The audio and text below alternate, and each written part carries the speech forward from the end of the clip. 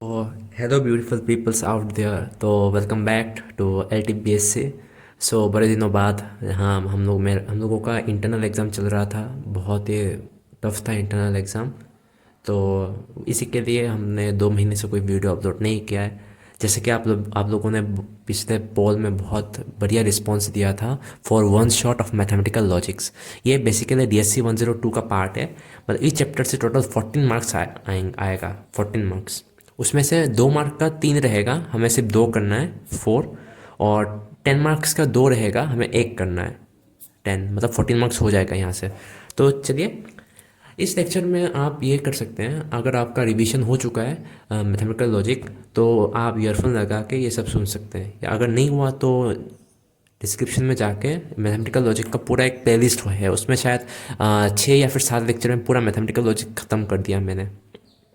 तो चलिए शुरू करते हैं। तो बेसिकली स्टेटमेंट क्या है? मतलब स्टेटमेंट एक डिक्लेरेटिव सेंटेंस है जो कि ट्रू हो सकता है या फिर फॉल्स हो सकता है। जैसे Ram is a bad boy, Sania is a lazy girl. मतलब ये ट्रू भी हो सकता है, Sania is a lazy girl ये ट्रू भी हो सकता है पर फॉल्स नहीं हो सकता ऐसा। तो फिर आता है कंपाउंड प्रपोजिशन। कंपाउंड प्रपोजिशन मतलब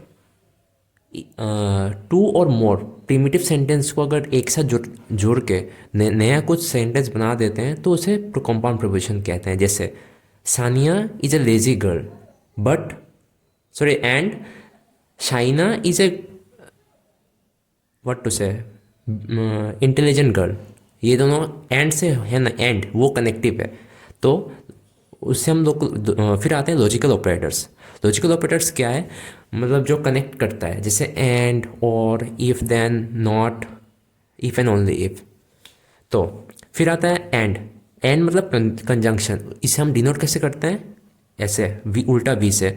जैसे P and Q अगर दो प्रपोजिशन होता है तो उनका कंजंक्टिव फॉर्म, कंजंक्शन हम लोग लिख सकते हैं P इसे, P and Q। एंड मतलब उन इन द प्रोपोजिशन को हम लोग बोल कैसे सकते हैं? P and Q। जैसे ट्रूथ टेबल यहाँ पे देखिए, ट्रिक याद करो। ट्रिक मैंने क्या कहा था? अगर दो राज़ी हो जाए तो शादी होगा। यहाँ पे नोट में लिखा है, देखो। अगर दो राजी हो जाए, इन बंगाली भी से जुदिन बोर आर कोइन व्हाट टू से इन इन देसी लैंग्वेज, जुदिन दामान आर खोइना राजी जो ना हो तो ब्याह हुई तो ना। So pardon me for using Bengali. तो चलिए चलो नेक्स्ट डिजंक्टिव डिजंक्शन। सो इसे हम डिनोट करते हैं वी से, वी। सो अगर सेम कंडीशन है, अगर P and Q are two proposition then the conditional statement is written as P V Q। V का मतलब और एंड इज रिटन, हम लोग उसे बोल सकते हैं P और Q। सो ट्रूथ टेबल इसमें अलग है। इसमें क्या है मैं बोलता हूँ, एक्सेप्शन क्या है इसमें। अगर हस्बैंड और वाइफ दोनों राजी नहीं है तो शादी नहीं होगा। पर अगर एक राजी एक बिना राजी है तो मना के हो सकता है, पर शादी यहाँ पे नहीं हो सकता। देखिए ये फॉल्स है, ये फॉल्स है, दोनों का शादी नहीं होगा। ठीक है ना? ऐसा कर याद रखो। ट्रिक है यार, ट्रिक है, ब्रह्मास्त्र। सो फिर आता है नॉट। नॉट में क्या है? उल्टा। जैसे ट्रू है तो यहाँ पे फॉल्स होगा, यहाँ पे फॉल्स है या फिर ट्रू होगा, आप ऐसे कर सकते हैं। फिर आता है अपना if then statement. If then को हम लोग बोल सकते हैं कंडीशनल स्टेटमेंट। इसे हम लोग डिनोट करते हैं ऐसे एरो से या फिर ऐसे इम्प्लाइज से। If P and Q are true proposition then the conditional statement is written as ऐसे P implies Q ऐसा, and is written as if P then Q। तो basically if I what to say previously TDC semesters में ऐसा if then का बहुत सारा वो आया था स्टेटमेंट्स। ये इंपॉर्टेंट है इफ देन का। आप प्लेलिस्ट में जाके देख सकते हैं। हम मैंने पूरा TDC 2021 का पूरा PYQs मैंने कर दिया, देख लेना। तो ट्रूथ टेबल क्या होगा यहाँ पे? यहाँ पे सिर्फ एक ही फॉल्स होगा, वो है अगर हस्बैंड राजी है और वाइफ राजी ना हो तो शादी नहीं होगा। मतलब ये expect what to say expectation exception, वही, पार्डन में एक्सेप्शन है ये। आ, तो फिर आता है if and only if. If and only if हम लोग डिनोट करते हैं ऐसे और ऐसे। तो if and only if P and Q are two proposition then the biconditional statement is ऐसा और ऐसा। एंड इज हम लोग उसे बोल सकते हैं P if and only if Q. तो उसका ट्रूथ टेबल में सिर्फ ट्रू कब कब होगा वो देखना। अगर दोनों पार्टी, अगर ट्रू ट्रू हो या फिर फॉल्स फॉल्स हो तो रिजल्ट ट्रू होगा, ऐसा होगा। ठीक है। फिर आता है टोटोलॉजी। टोटोलॉजी बेसिकली क्या है, जैसे जो रिजल्ट है ना, यहाँ पे देखिए, if a compound proposition is true for any truth value for their variable then it is called tautology. मतलब यहाँ पे ट्रू होना चाहिए दोनों, अगर चार है तो चारों ट्रू होना चाहिए, अगर तीन है तो तीनों ट्रू होना चाहिए, तो ये टोटोलॉजी कहलाएगा। यहाँ पे फिर आता है कंट्राडिक्शन। कंट्राडिक्शन सेम टोटोलॉजी का तरह है पर यहाँ पे फॉल्स होगा रिजल्ट में, फॉल्स। फिर आता है कॉन्टीजेंसी। कॉन्टीजेंसी वहाँ पे ट्रू और फॉल्स दोनों रहेगा। ये यहाँ पे देखिए ट्रू है, यहाँ पे फॉल्स है। फिर आता है लॉजिकली इक्विवेलेंस। लॉजिकली इक्विवेलेंस में को हम लोग ऐसे डिनोट करते हैं एग्जाम में, जैसे TDC 2021 का शायद होगा या फिर कोरोना पीरियड में ऐसा दिया था।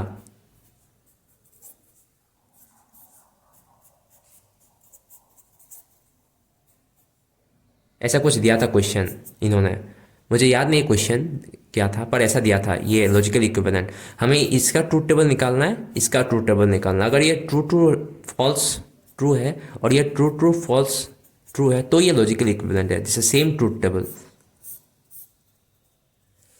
समझे ना।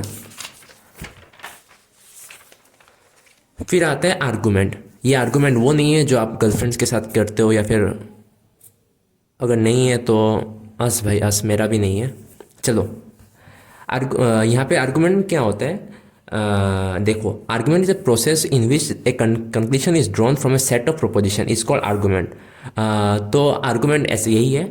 एग्जाम में आर्गूमेंट का डेफिनेशन नहीं आता है, जैसे लास्ट ईयर पे मैंने 2021 का बारे में बोल रहा हूँ, वहाँ पे आर्गूमेंट का ये प्रूफ आता है, वैलिडिटी चेक करना आता है। ये आर्गूमेंट में क्या होता है, ये आपका आर्गूमेंट है और ये आपका कंक्लूशन है। अगर ये ट्रू और ये ट्रू है, आर्गूमेंट दोनों ट्रू है और कंक्लूशन भी ट्रू है तो ये वैलिड है।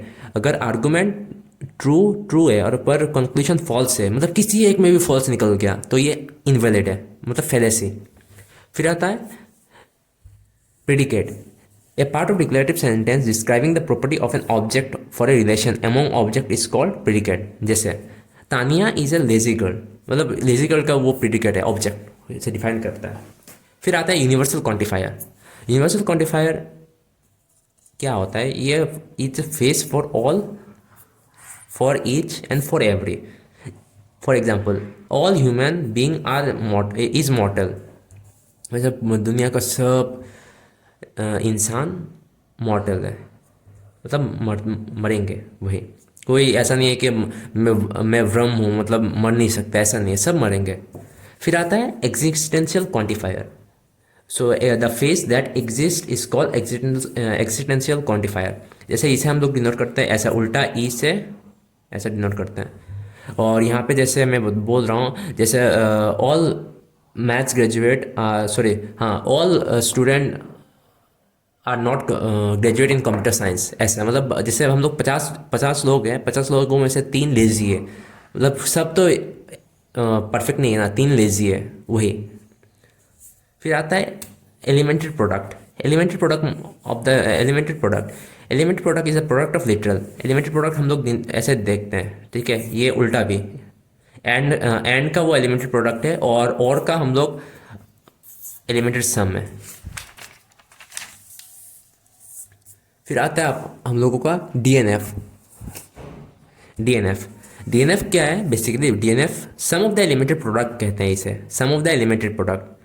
मतलब अंदर अगर आप इतने भी वो हो, आलसी हो, इतने भी मतलब मेमोराइज करने की क्षमता नहीं है, आप ये समझ लेना, अंदर एंड होना चाहिए और बाहर और। सेम इसी तरह दूसरे में अंदर एंड बाहर और, ये देखिए स्टेप्स हम लोग डीएनएफ का डीएनएफ निकालते कैसे हैं। पहले हम लोगों को ये एलिमिनेट करना है लॉजिकली आइडेंटिटीज। फिर हम लोग को डिमॉर्गन लॉ यूज़ करके जो ब्रैकेट के बाहर जो नेगेटिव है उससे हम लोग अंदर लेना है।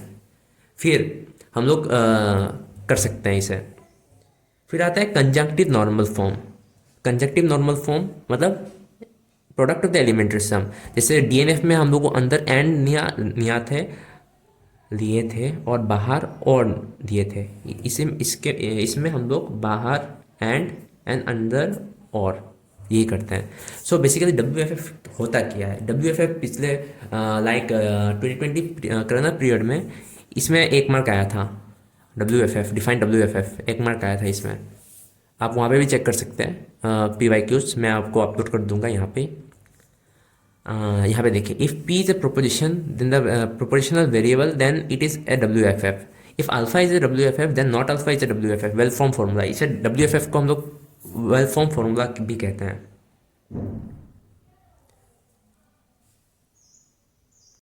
तो फिर आता है हम लोगों का construction of P D N F मतलब प्रिंसिपल डिस्जंक्टिव नॉर्मल फॉर्म। पहले हम लोगों को डीएनएफ निकालना है इसका। फिर हम लोगों को अगर कुछ मिसिंग है जैसे पी एंड क्यू, अगर दूसरे में से पी है तो हम लोग क्यू मिसिंग वाले को निकाल ऐड करना होगा। इसके लिए हम करेंगे ऐसा, पहले सेम से एंड करेंगे फिर नॉट ऑफ उससे एंड करेंगे, ठीक है। फिर आता है अपना कन्वर्स। अगर कंडीशनल स्टेटमेंट होता है P and P conditional statement Q, तो इसे हम लोग कन्वर्स में दिखा सकते हैं Q implies P. Same inverse में क्या है, नेगेशन आ जाएगा पी इम्प्लाइज क्यू। फिर आता है negation of P implies negation of Q. Contrapositive में उल्टा हो जाएगा, जैसे पी इम्प्लाइज क्यू उसे हम लिखते हैं not Q implies not P. So ये रहा अपना one shot of mathematical logics. तो अगर मज़ा आया हो तो सपोर्ट करना यार, सपोर्ट करना। फिर आज से रेगुलरली वीडियो अपलोड हो जाएगा। नेक्स्ट वीडियो शायद अपना प्रोग्रामिंग का होगा, सी प्रोग्रामिंग लेक्चर फर्स्ट, मतलब बेसिक से कराएंगे वो सब। और फिर आएंगे दोबारा सेट थ्योरी पे। तो बेसिकली हम लोग कुछ लोग मतलब कुछ दोस्त मिलके मतलब ये डिवाइड कर रहे हैं अपना वो वर्क्स। जैसे मैं डिस्क्रिट पढ़ा, डिस्क्रिट मैथमेटिक्स बहुत अच्छे से जानता हूँ, मतलब सर जो सिखाते हैं वो अच्छे से समझ आता है, मैं वो समझाऊंगा। मेरा एक दोस्त को प्रोग्रामिंग अच्छे से आता है, मुझे भी अच्छे से आता है, तो शेयर करके पढ़ लेंगे, ठीक है ना। तो thank you guys and have a nice day and bye bye.